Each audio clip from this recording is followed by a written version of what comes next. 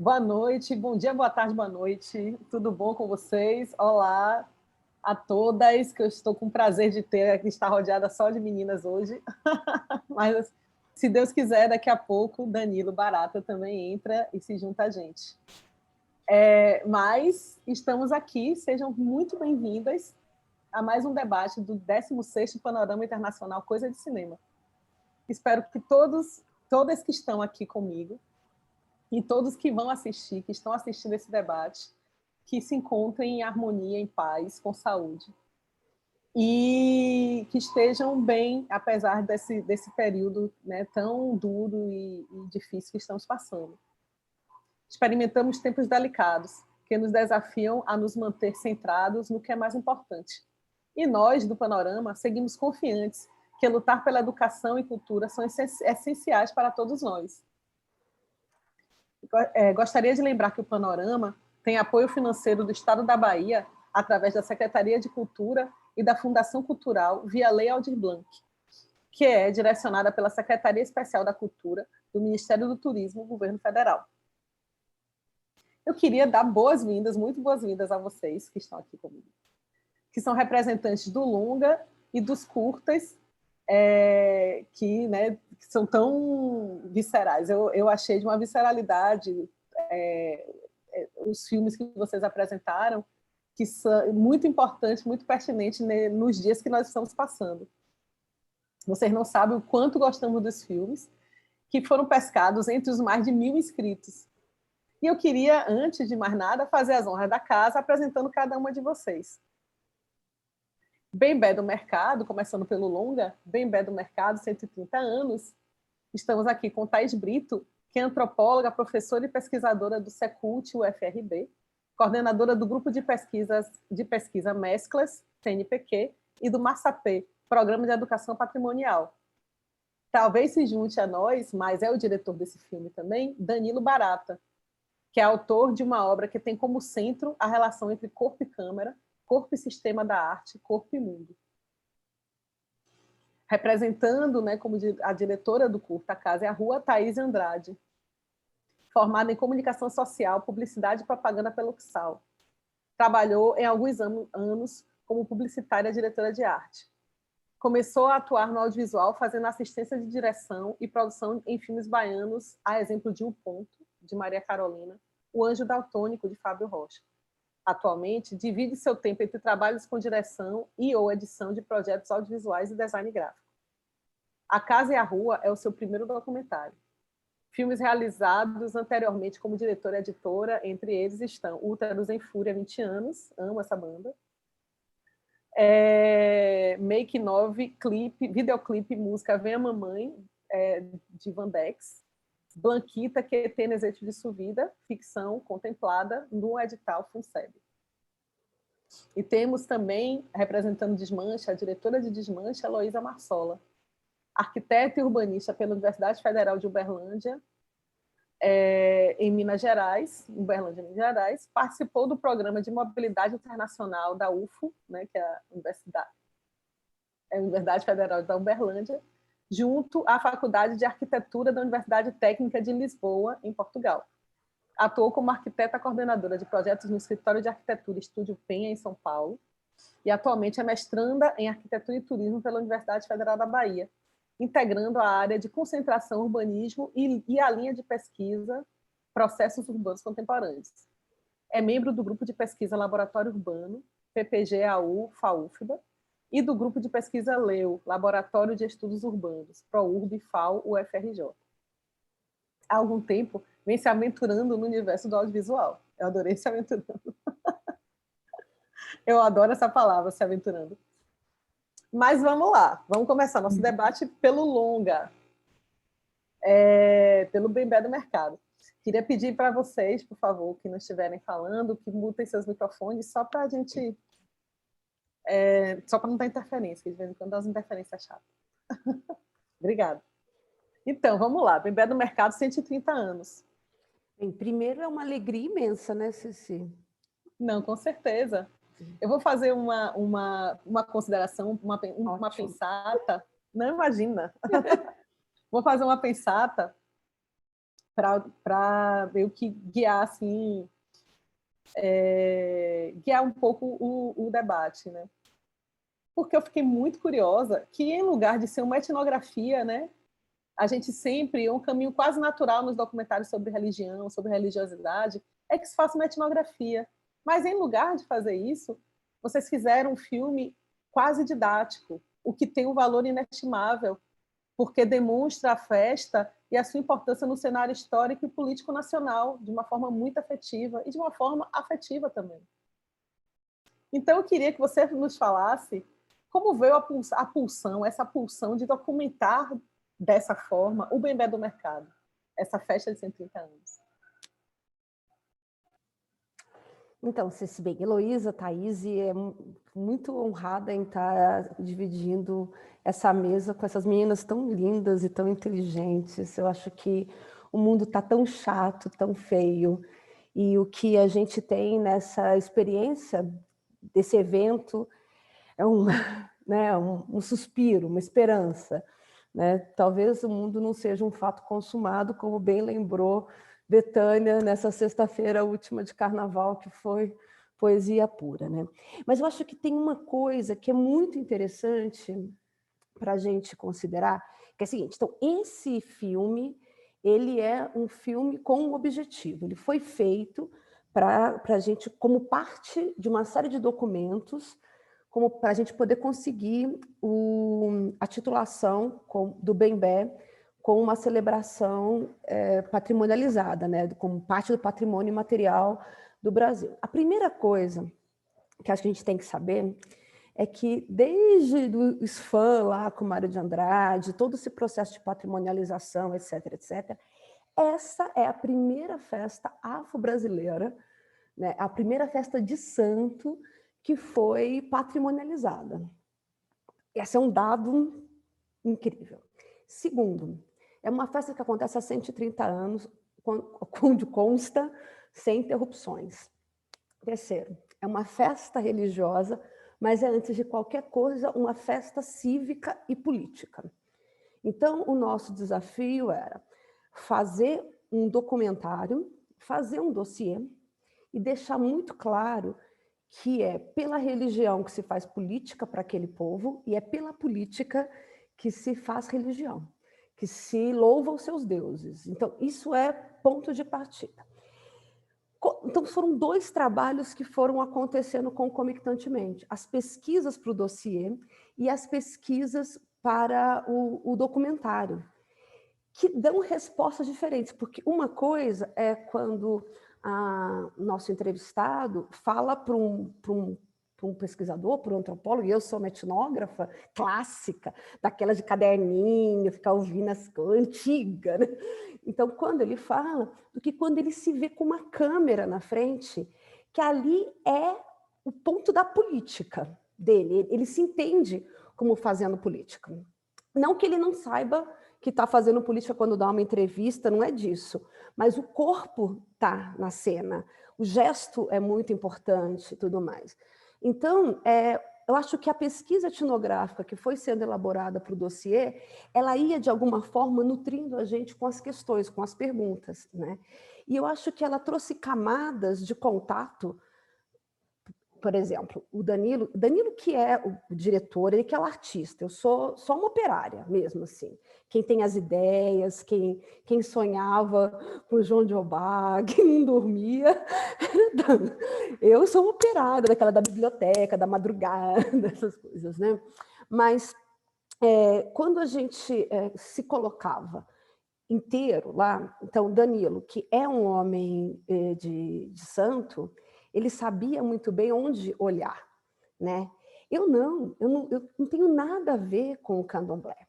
Então, eu passei também por uma experiência ontológica naquele momento, né? Eu não sei se vocês repararam, quem assistiu, mas tem uma cena de uma entrevista com o pai Sérgio, que ele está com uma mãe de santo bem velhinha, tudo, e que a entrevista tem um corte abrupto. O corte abrupto é porque eu desatei a chorar. Né? Quando ele fala assim, o mar é de quem? O mar é de todo mundo. Quem é dono do mar? Né?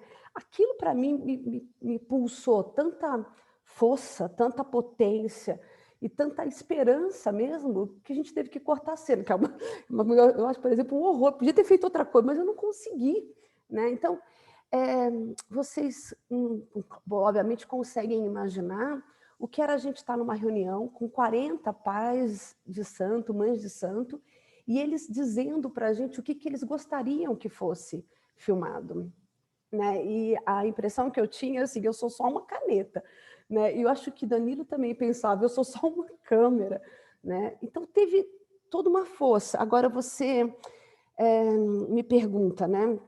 Na questão do dossiê e do documentário, eu acho que exatamente aí a força foi fazer o mesmo e tratar o documentário como uma pesquisa etnográfica.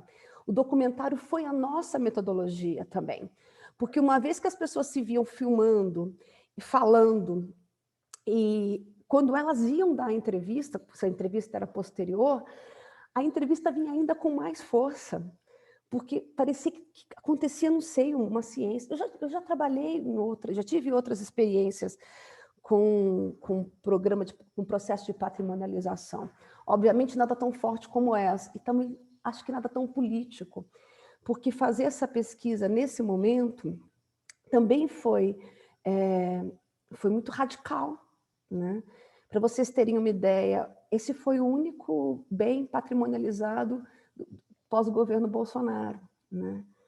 E quando, por exemplo, na festa de Santana, que eu fiz parte da equipe, demorou 3 anos para cumprir todo o processo. Entre a gente encaminhar todo o material e conseguir a documentação, foram 3 meses só. Então, assim, a gente via milagres acontecendo, isso ia dando uma força, tanto para a gente como para a comunidade. Então, eu acho que é nessa relação, né? Força, a etnografia, a entrega, as personagens do documentário se perceberem como uma força política ali fundamental para que a gente conseguisse falar, né? Mostrar, então, aqui é Santo Amaro, esse é o nosso jeito, esse é o jeito de celebrar, esse é o jeito de pensar, esse é o jeito de viver. Tem uma outra forma de pensar diferente.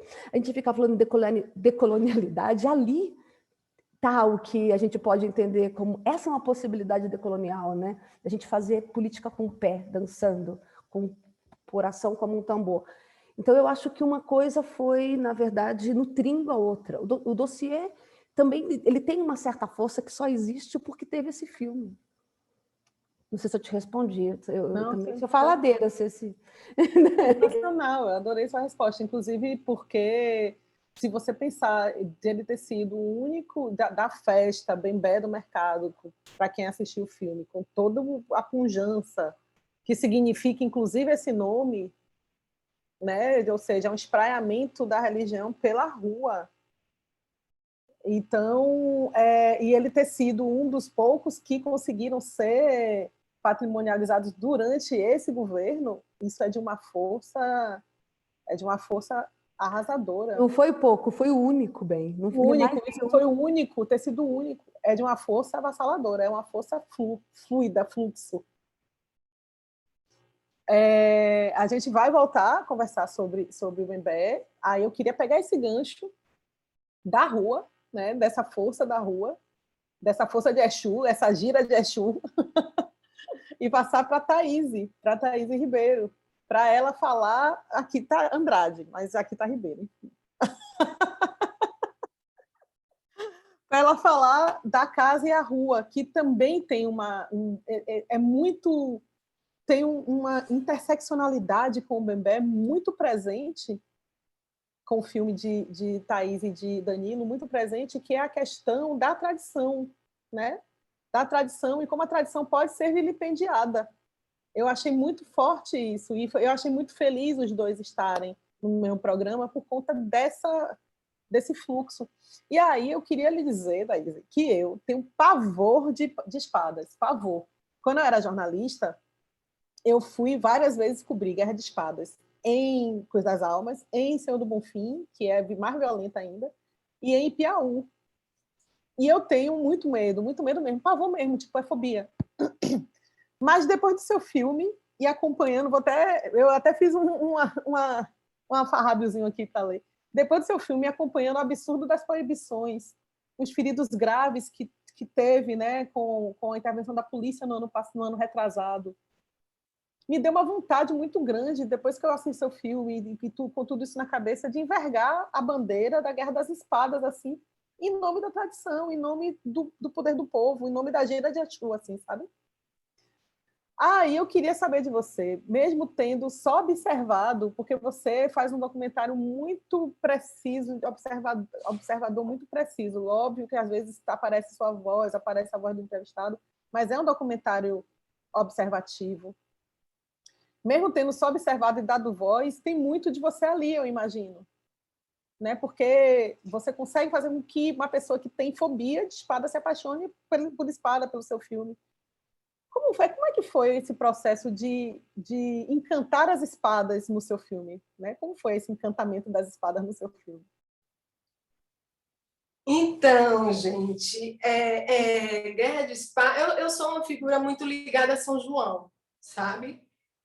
Me chega muito, assim, me toca muito a cultura nordestina, as singularidades relacionadas com São João. Eu sou filha de sergipano com alagoana, então isso é algo que sempre teve na minha vida. As espadas, meu irmão é espadeiro, tá? Ele morava na época que eu comecei a filmar, ele morava em Cruz das Almas, e eu ia para Cruz das Almas para brincar, sabe? Eu brincava, eu gostava de pular espada e gostava de fazer filmes, gostava de registrar, fazer fotos, então para mim era uma brincadeira. Mas quando veio a proibição, aquilo foi um gatilho para o filme, sabe? Aquilo me tocou muito, né? Porque eu já estava acompanhando tudo, todo ano tinha problema, sabe? No final da brincadeira sempre tinha polícia, sempre tinha conflito, né? Mas a coisa seguia. E aí, em 2011, do nada, veio a proibição, né?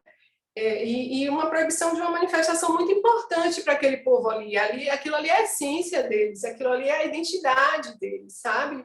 É como se você chegasse, de repente, e dissesse, olha, a partir de hoje você não pode mais ser o que você é, sabe? Aquilo que você aprendeu, que seu bisavô ensinou para o seu avô, que ensinou para o seu pai, que chegou em você, esqueça, sabe? Acabou.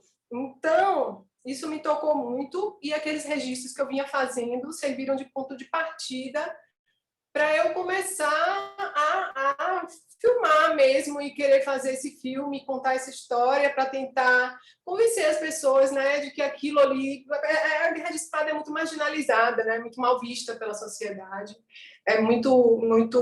Muitas matérias de jornal trazem a espada como uma coisa criminosa, como uma coisa de vândalos que estão ali para destruir. Então, eu queria quebrar um pouco esse estigma da Guerra de Espada e mostrar esse outro lado, né?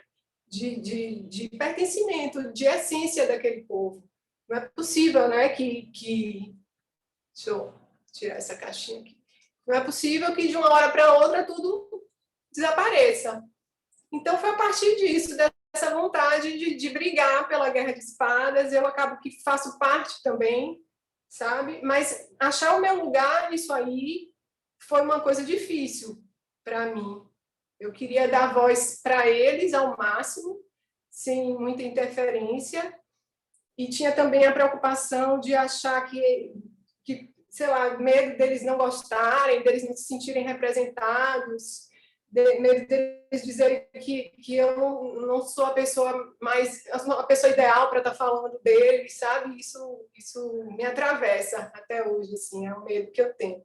Mas, enfim, procurei ao máximo dar voz a eles e mostrar o que eu vi, sabe? Por onde eu passei e o que eu vi ali. E escolhi a Rua da Estação.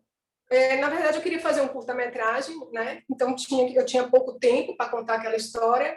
Então, eu peguei um fragmento do universo, que é amplo, Guerra de Espadas. Existem várias guerras de espadas dentro da Guerra de Espada. Então, eu escolhi um fragmento desse universo, que é a Rua da Estação, para contar essa história e mostrar as relações de quem está em casa com aquilo que acontece na rua. É uma rua, a Rua da Estação, é uma rua muito, muito tradicional na Guerra de Espadas, tem muitos espadeiros antigos, né, morando ali, tem uma aceitação grande da Guerra de Espadas ali, então ali é onde tudo acontece. E eu fui muito bem acolhida por eles, pelos moradores que me deram guarita. A gente fazia de QG a casa deles. Eles são os fofos. Era nosso QG, a gente almoçava, eles davam almoço e tal para a gente. Então é isso. A gente escolheu, eu escolhi essa rua por conta dessa questão. E para falar desse universo grande, né? Focar ali naquele espaçozinho pequeno para falar do todo. É isso, mais ou menos. Não, eu preciso lhe dizer que assim, todos os três me tocaram muito, né? Todos os três filmes são muito, como eu falei, são muito plangentes. Mas foi muito doido com o seu, porque eu finalmente entendi qual é o frisson. Assistindo o seu filme, eu finalmente, depois de tantos anos, eu entendi qual é o frisson daquelas pessoas em soltar a espada, e eu vi que eu tinha muito preconceito, porque eu tenho muito medo. Eu fui queimada por espada numa dessas vezes que eu fui fazer matéria. Então, eu tenho muito medo. E, assim, eu sempre tive muito, sabe? Por que isso? Mas foi muito... É isso, você conseguiu algo muito caro, assim. Você conseguiu... Você representou eles, assim. Sinta-se, por favor. Sinta-se que você conseguiu, porque, finalmente, para uma pessoa como eu consegui entender qual é o frisson e por que é importante. Por que é importante aquilo. Sim, Então, uma outra preocupação minha no filme é saber que aquilo ali é um tema polêmico, que aquilo ali interfere na vida de outras pessoas da cidade, né? E colocar, não romantizar muito, sabe? Não colocar como uma coisa muito romântica. Eu tentei colocar as cartas na mesa, assim, eu mostrei o lado perigoso, eu acho que eu fiz isso, e até com um pouco de medo de sofrer alguma rejeição por parte dos espadeiros, sabe? Por ter mostrado o que é violento, que, sabe? Eu tive essa preocupação de botar as cartas na mesa. Gente, é assim, isso aqui está acontecendo porque é assim, mas tem isso aqui, esse outro lado, que é muito importante para essa comunidade. E a ideia é chamar para um novo debate, porque não é possível, sabe? Na época da proibição, que foi lá em 2011,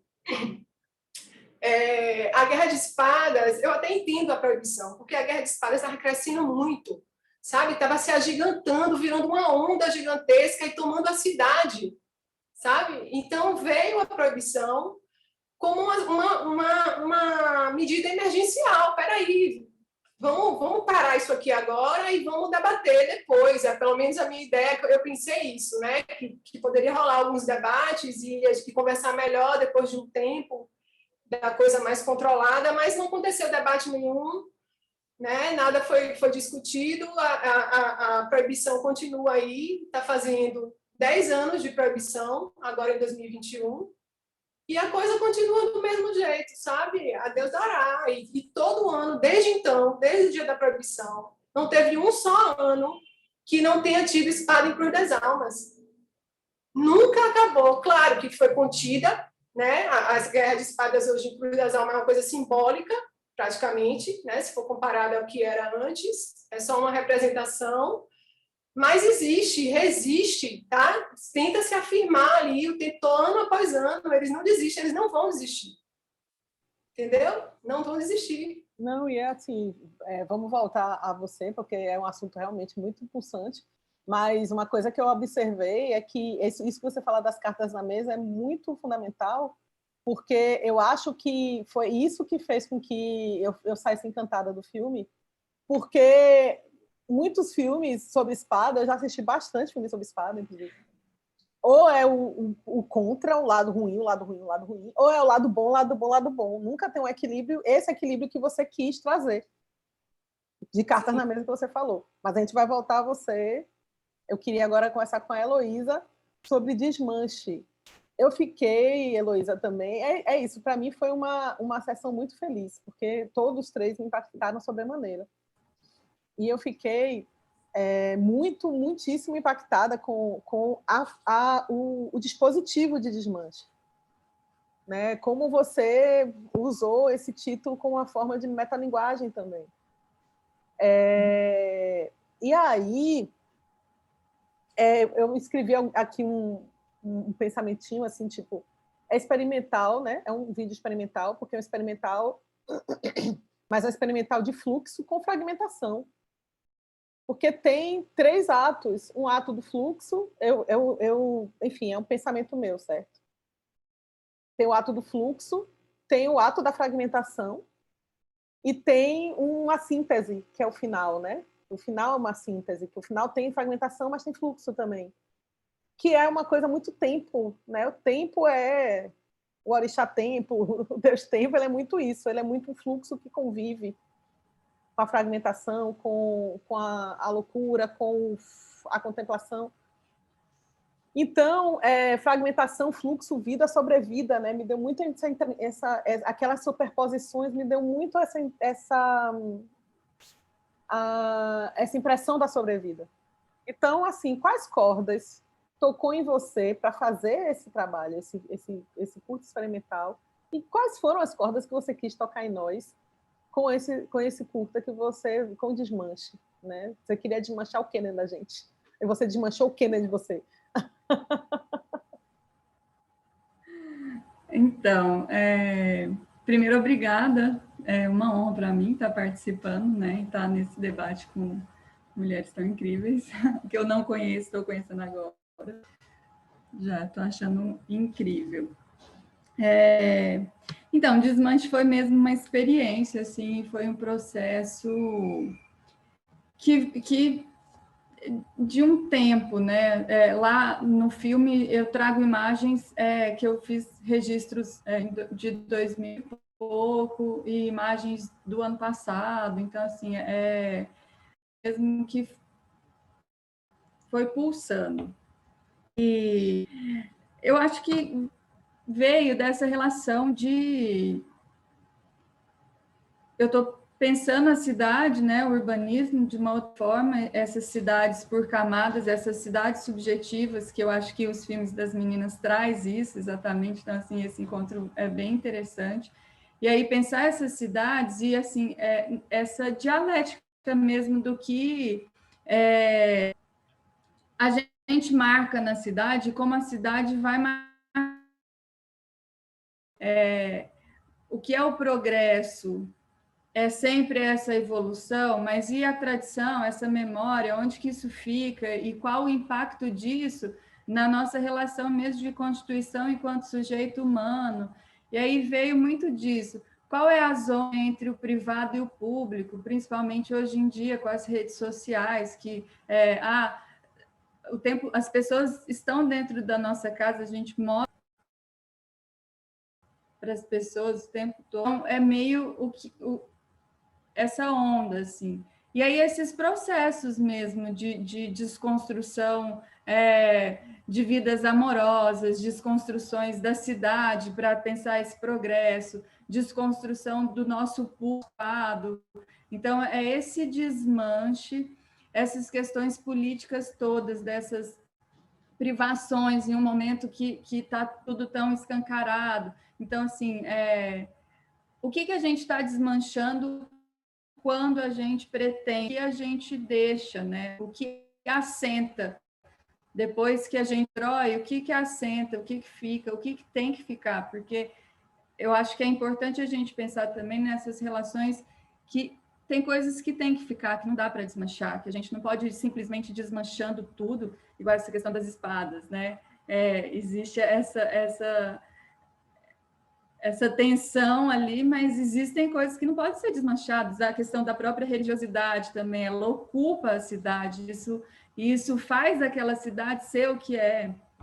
Então, desmanche é um pouco esse sentido, assim. Desmanchei muitas coisas em mim para fazer. E quero saber o que foi desmanchado em vocês.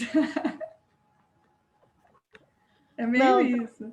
Eu também quero saber, assim. E eu gostei muito dessa palavra, né? Aventurar, estou me aventurando no audiovisual.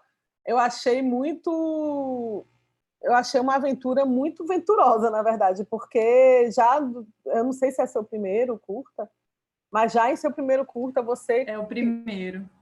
você brincou de uma forma muito engenhosa com o dispositivo, né? Fazer aquela palpitação, né, do casal e da coisa que se desmancha o casal, e é muito alegórico, é isso, tipo, desmanchou muita coisa de mim, inclusive. Mas já que a gente está nessa coisa do desmanchar, o que é que desmanchou, o que é que não desmanchou, eu queria voltar para a Thaís, vou pegar os conceitos vou fazer uma brincadeira, vou pegar os conceitos dos produtos de vocês e vou aplicar nos produtos das outras, assim.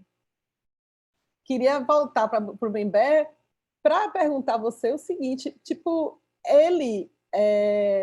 você falou que você é da caneta, que não sei o quê, mas mesmo você sendo da caneta, né, tipo, você em contato com aquela realidade desmanchou dentro de você um fluxo, né, tipo, um fluxo enorme. E que esse desmanchamento de fluxo dentro de você impactou também o espectador, né?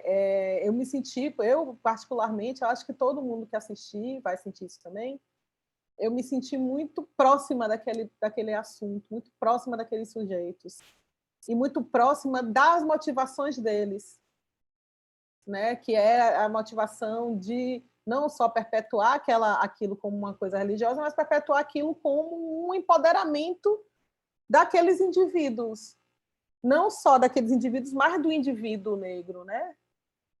Do indivíduo negro, do indivíduo que professa o candomblé, né? É uma ontologia também, né? Como é o filme das espadas. É uma ontologia também, é uma apropriação, né? É um ser no mundo. E aí eu queria ouvir de você um pouco sobre esse mecanismo, assim, sobre esse mecanismo que está que nos 3 filmes a gente consegue ver esse desmanchamento mesmo, assim, essa coisa. Nos 3 filmes a gente consegue ver muito da autoralidade, mas uma autoralidade que estabelece esse diálogo entre alteridades. Então eu queria ouvir um pouco de você como foi esse. Eu estava aqui anotando algumas coisas das meninas falando, falei, gente, porque seria ótimo ter conversado com elas antes de terminar, porque parece que a gente estava fazendo a mesma coisa, em situações muito diferentes, né? Assim, ai, que maravilha, a rede social aí. Mas, pegando um pouquinho que a Thaís falou, o Bembe, ele passou por um circuito, né, de experiência, que foi a chegada, né, há 130 anos, de João de Obá, as filhas de santo, que vão para o lugar dos ricos, né? A gente não pode esquecer que é o primeiro ano, a festa acontece no primeiro ano, após a lei do final da escravidão, e que, ao mesmo tempo que era uma alegria muito grande, era um período de muito medo, de muita insegurança. Né? O 13 de maio foi incrível, o 14 de maio não foi um dia bom. Né? E outra coisa que é muito interessante a gente saber, isso o Walter Fraga fala muito bem, que assim, Cachoeira, Santo Amaro, Salvador, fizeram festas incríveis para celebrar o 13 de maio, mas não incluiu o povo negro. Então, as festas eram bailes nos clubes, eram orquestras, eram missas. E aí, João de Obá, um surto magnífico, falou, a festa é dos pretos e a gente vai celebrar como os pretos celebram, 3 dias cantando e dançando. Só que não vamos ter mais vergonha, a gente vai tomar a cidade. Então, tem essa chegada que a gente não tinha comprovação histórica. O que a gente foi encontrando foram poesias que eram publicadas no jornal. Então, as poesias vão mudando de tom do 13 de maio. Eu preciso escrever sobre isso. Então, elas começam, tipo, uma festa linda, depois um espaço de namoro, de paixão. É engraçadíssimo essas poesias de 1903, assim, o 13 de maio era um perigo na vida do povo, porque era quando as mulheres se arrumavam muito, os homens iam muito charmosos, então era um problema para os casamentos, uma coisa. Daí depois, vai chegando os anos 20, os anos 30, muda completamente as poesias, elas vêm com um tom de moralidade, que isso vai ficando cada vez mais sério até 1950. E aí a gente pode acompanhar um pouco o que vai acontecendo no país, né? Com Getúlio Vargas, essa apropriação das práticas do povo pobre, né, se torna uma bandeira nacional, só que ela só pode se tornar uma bandeira nacional desde que supervisionado por algum órgão ou por algum branco reconhecido. Então, ele tem essa coisa, né? Então, começa a instalação, a perseguição, a restrição, a supervisão, depois vai perdendo a força, mas quando chega o movimento negro, isso vem com força para Santo Amaro, as pessoas se lembram quem elas são. Né? Então, eu acho que o que a Thaís... Eu não consegui ver os filmes, eu estou com uma série de questões pessoais, mas vendo a Thaís falando, a impressão que eu tenho é que ela está passando desse processo de restrição e supervisão para uma rememoração. Peraí, quem que a gente é? Por que a gente faz espada? Né? Então, eu acho que foi isso que aconteceu lá em Santo Amaro.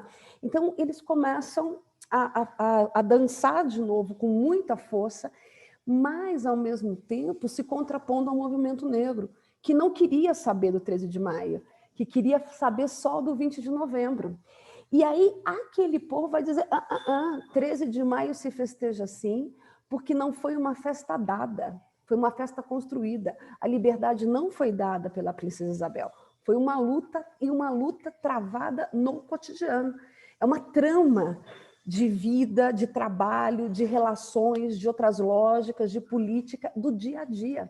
Então, eles seguem nisso. E aí, por isso que a hora que eu pensei na Thaís, não sei, Thaís, eles estão... os meninos da espada, as meninas da espada estão vivendo o que o povo do Bembé também vive. E aí eu penso no que a Heloísa acabou de falar, eles foram desmanchando discurso após discurso, olhando agora pela sua fala, né, Heloísa? Então, eles desmontam o discurso de quem celebra sem eles, depois desmontam o discurso de que eles precisam de supervisão, depois desmontam o discurso de só posso festejar nesse dia ou no outro, e aí criam uma celebração imensa e que não perde nenhum momento uma coisa que a gente quase não tem mais hoje, que é o silêncio, né? Então, nessas ontologias, então, uma coisa que eu aprendi, a gente fala com Deus, mas Deus necessariamente fala com a gente, né? E aí é o silêncio, e aí é por dentro, e aí é o tambor que é o coração que ouve. Então, esse desmanche, né, todo, ele se revela por uma posse do espaço público, por uma posse do território, né?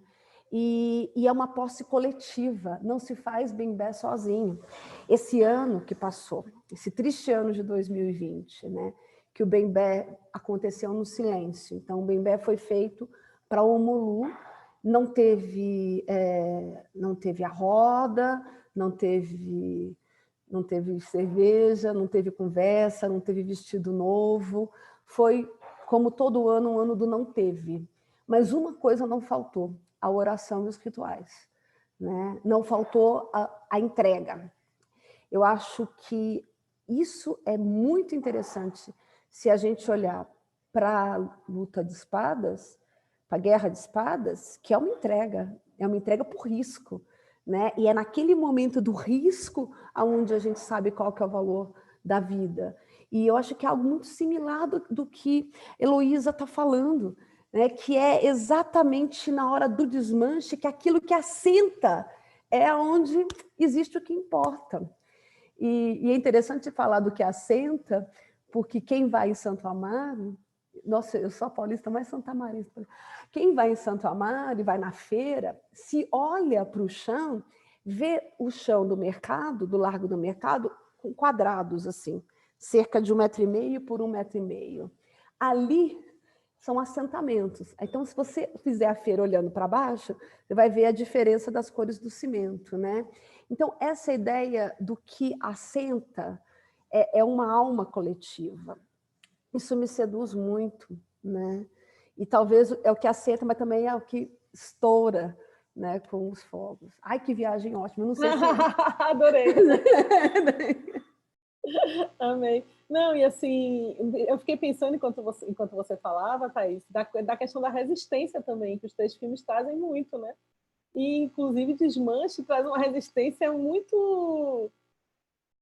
É doido, porque é bem a dicotomia do Desmanche, do seu filme.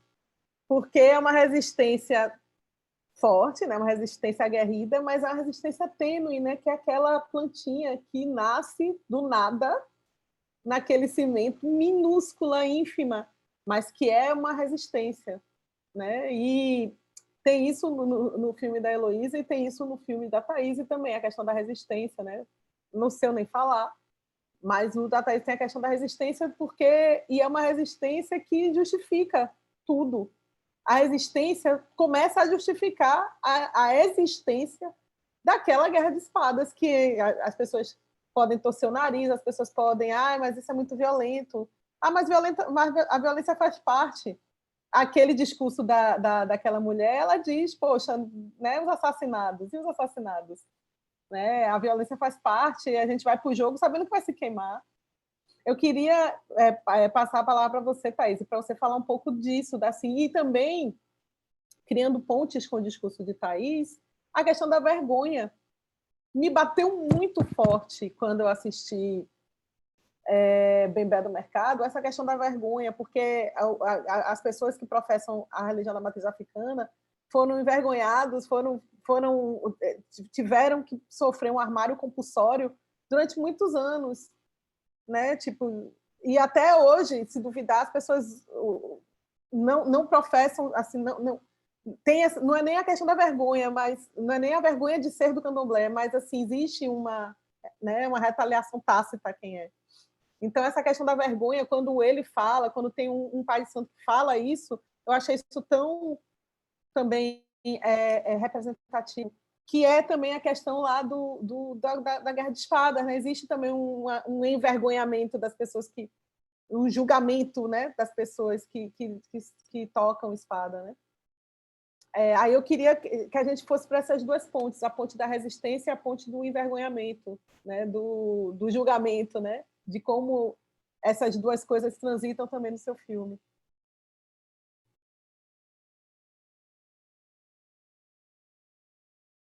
Desmute, criatura.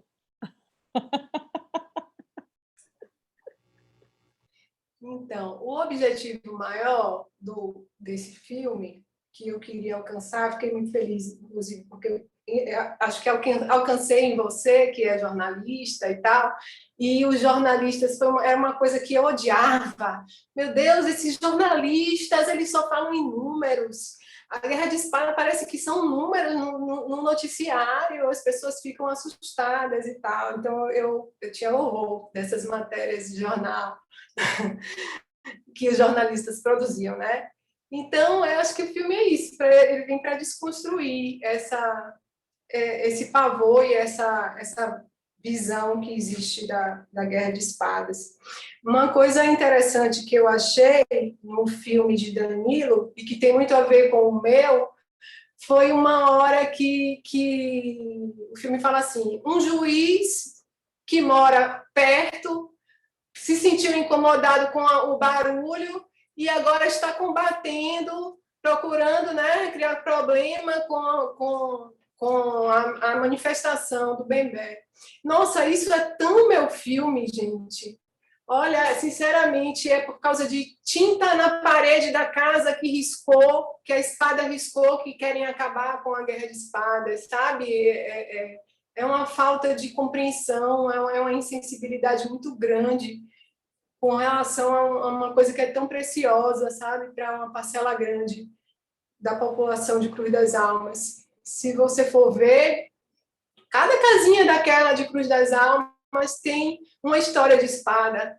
Ou foi o avô, ou foi o irmão, alguém estava ali, tem o dedo da espada ali, não tem uma. Né? Então acho que essa coisa do progresso também que a Heloísa falou foi uma coisa que eu coloquei no início no lettering, né? Para questionar o progresso.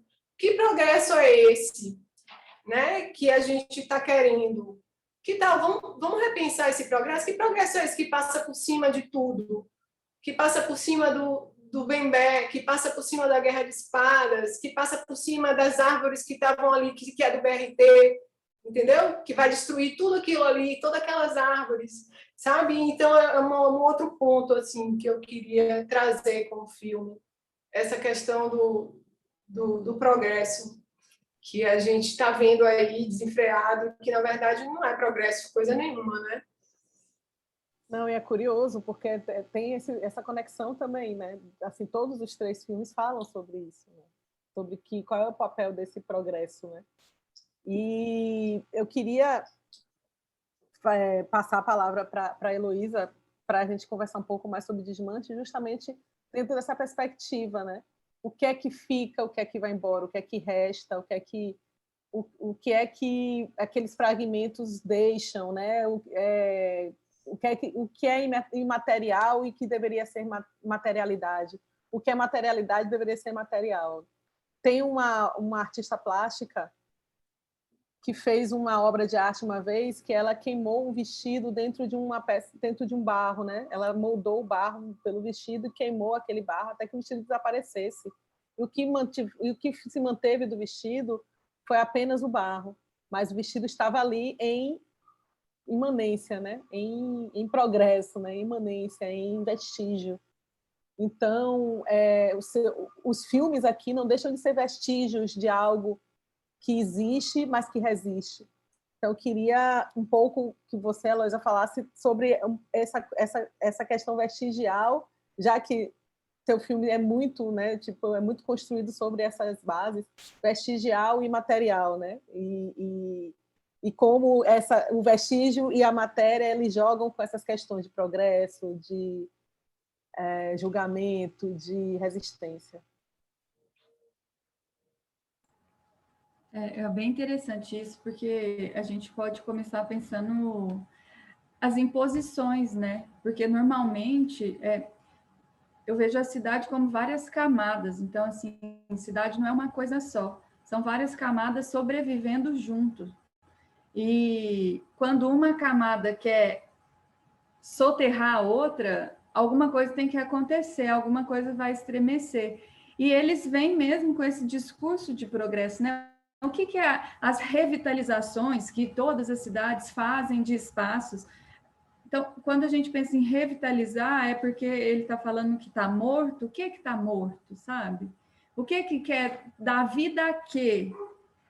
Aí a gente vê essa imposição mesmo de querer sufocar uma vida, porque existe vida nos espaços, aí eles querem sufocar essa vida em prol de uma hegemonia, de uma homogeneização de um espaço que é coletivo e que a gente não é homogêneo, sabe? Somos heterogêneos e precisamos disso para sobreviver. E aí esse apagar dessas camadas geram essas questões todas de identidade, né? Eu acho que a gente pode, talvez vou entrar numa coisa um pouco sensível, mas a gente pode pensar o que a gente está vivendo hoje é por uma falta de identificação da nossa história da ditadura mesmo. A gente não tem as marcas dessa ditadura explicitadas, lembradas. Ao contrário, os nomes de rua são os dos coronéis, dos majores, e inverteu isso um pouco, né? E aí a gente pensa nesse sentido mesmo de que progresso, para quem é esse progresso? Eu acho que a pergunta é essa. O progresso, ele vem para atender a quem? A que classe? No filme das duas, né? Essa questão do juiz que é de fora. O que ele sabe daquele lugar?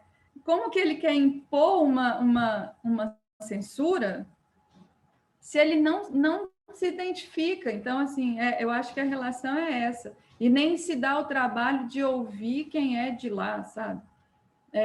Aí eu acho que esse progresso ele vem sem cuidado. Claro que as coisas elas não podem ser engessadas, né? Senão a gente também não se movimenta. A gente precisa desse movimento. Mas a gente também precisa respeitar a nossa memória, a nossa história e entender a partir de onde eu ando, né? Eu acho que é esse caminhar, assim. A gente deixa rastros, e esses rastros, por mais que o caminho mude, alguma coisa suma, e as coisas somem mesmo, né? A gente se decompõe, mas é necessário que esteja ali algumas coisas firmes, né? E aí você falou da florzinha, né? A gente precisa desse florescer, a gente precisa de uma certa esperança. Eu acho que a resistência vem nesse sentido de a gente resiste porque a gente tem esperança e a gente precisa resistir mesmo, sabe? E as coisas nascem, renascem. Eu acho que é por aí, assim. Ah, que lindo. A gente resiste que a gente precisa ter esperança, é muito massa. Mas, assim, queria devolver a palavra para a Thaís e, assim, queria que ela fizesse uma síntese, né? Tipo, não sei se vocês todas se assistiram, Thaís já falou que não conseguiu, mas se vocês já tivessem se vocês se assistiram, vocês fizessem uma síntese de como, começando por Thaís, de como esse filme, o seu filme atravessa os outros filmes e de como os outros filmes te atravessou. E aí também você fizesse já as suas considerações finais.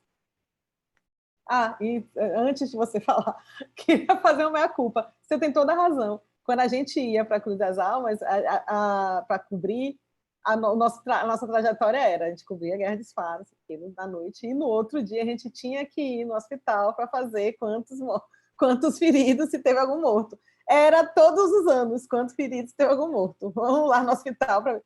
Então, é uma redução muito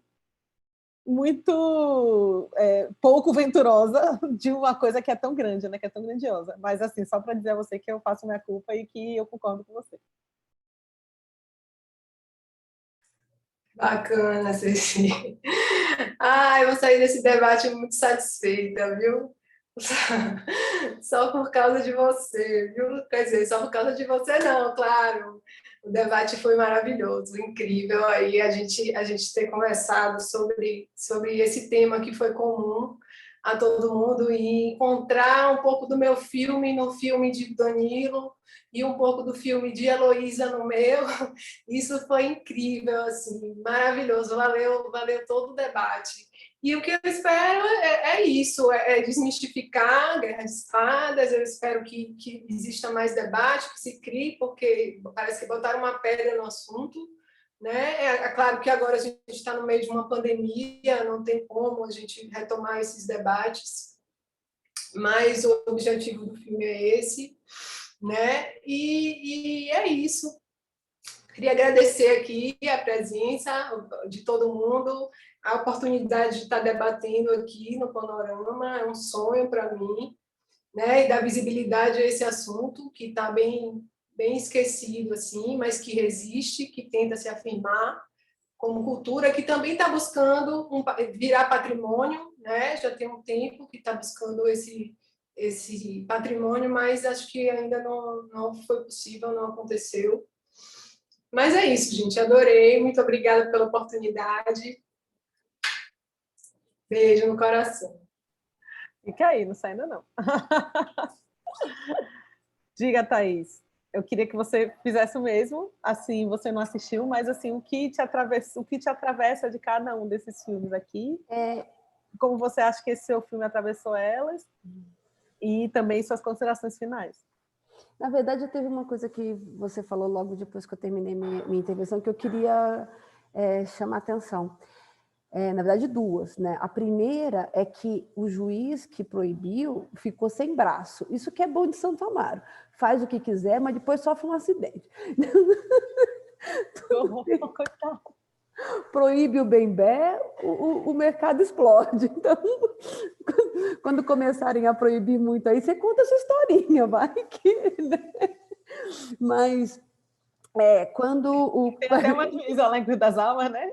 Que a menina fala escorreteada. Não, porque a juíza nem é daqui, Mostra pro filminho, conta a historinha, talvez melhor.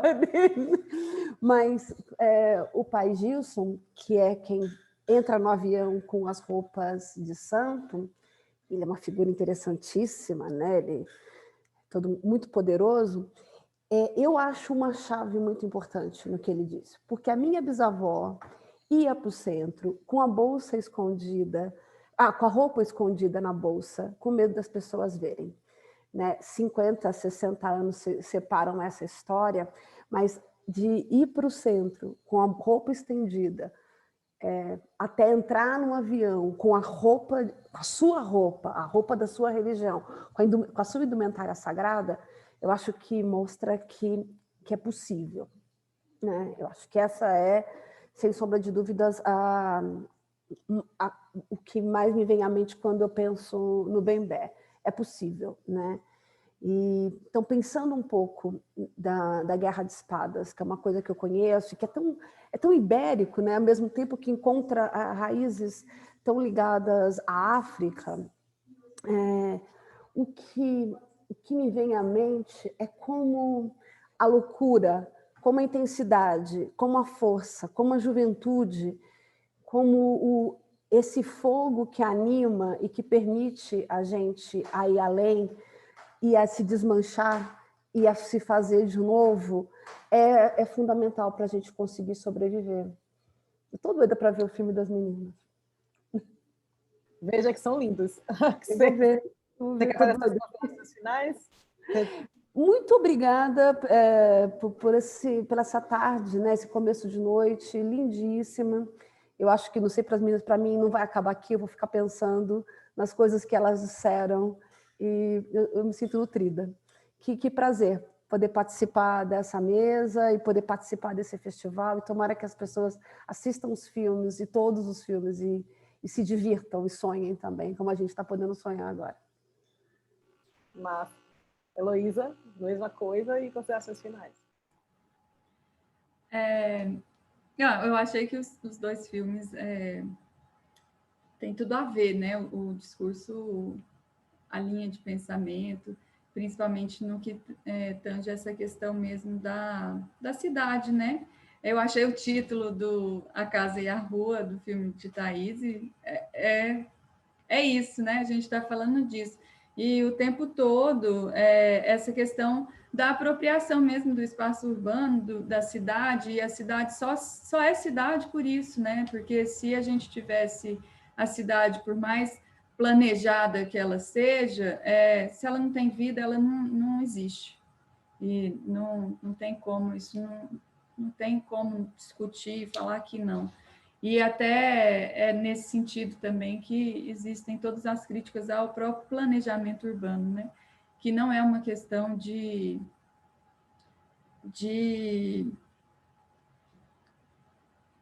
atender as necessidades básicas, né? As necessidades básicas, elas têm que ser atendidas, mas não de forma tão rigorosa e padronizada. E aí acho que os dois filmes me atravessaram muito nesse sentido também, né? De que o humano que faz a cidade, e a cidade pulsa porque tem humanos fazendo essa história, né? E aí o desmanche é isso também, é essa relação e que tudo tá conectado, não tem como desvincular, a gente é na cidade o que a gente é, e os nossos processos são esses também, né? Quando a gente se vai se constituindo e constituindo a cidade, é uma coisa simultânea, é uma coisa que atravessa mesmo. E essas constituições passam pelas tradições de espada, passam pela religiosidade, passam por todos esses caminhos que vão nos fazendo, né? As minhas considerações finais, eu agradeço muito, para mim é uma honra, assim, estou aqui um germezinho nascendo, né? Mas que, nossa, é uma felicidade. Eu acompanho o Panorama já tem algum tempo e sempre muito bom. Para mim nossa, me sinto lisonjeada mesmo de estar fazendo parte esse ano. E espero nos próximos, quem sabe, né? É isso aí, obrigada. Essa mesa foi fantástica. Como a Thaís falou, isso fica pulsando, né? Os tambores tocando aqui dentro. Não, Obrigada. É uma pena. Obrigada a vocês. E é uma pena que a gente esteja nesse formato. Assim, é é no que nos toca, que nos cabe. Graças a Deus que ele existe, né? Ainda bem que ele existe. Mas é uma pena porque seria muito lindo a gente estar no Panorama, lá no Itaú, né? Lá no Galver Rocha, abraçando, se amando, sendo felizes, vendo os filmes. Mas, enfim, isso vai rolar, né? Se Deus quiser, e se a vacina permitir, isso vai acontecer. Queria também agradecer demais. Eu fiquei muito mexida e muito tocada pelo filme de vocês. Eu achei vocês mulheres fantásticas, assim. Eu tô muito... É como o Thaís falou, vai reverberar demais ainda esse debate, assim. Eu fiquei muito feliz também de estar aqui com vocês. Por favor, continuem fazendo. Por favor, continuem fazendo. A gente precisa de cada vez mais essa potência, e essa potência feminina, cada vez mais, continuem fazendo. É muito lindo a forma como vocês lidaram com o dispositivo. É muito única, então, por favor, não esmoreçam, continuem fazendo. Vamos ser a florzinha do curta Desmanche de Heloísa, por gentileza. E aí, vou voltar para o script. Agradecemos a presença de nossas convidadas e a cada um ou cada uma que nos assistiu. E, por favor, gente, continue a prestigiar o Panorama e o cinema brasileiro. Vou falar uma coisa aqui que eu acho que todo mundo vai fazer coro comigo, e que é cada vez necessário nesses tempos, né, de rigores, de dificuldade do cinema, de dificuldade para o audiovisual, dificuldade da cultura, e nesses tempos de pandemia que a gente não sabe do dia de amanhã. Vida longa ao Panorama e vida longa a todos os festivais. Vida longa ao Panorama Internacional Coisa de Cinema e vida longa a todos os festivais. Certo, gente? Vida longa. Vida longa, por favor. Inês, muitíssimo obrigada. Viva o cinema. Muitíssimo obrigada. E vamos continuar aí, né, nessa toada para que o cinema continue pulsante também. Obrigada pelo debate. Obrigada a vocês. Tchau, gente. Obrigada. Tchau, obrigada. Vou parar de gravar.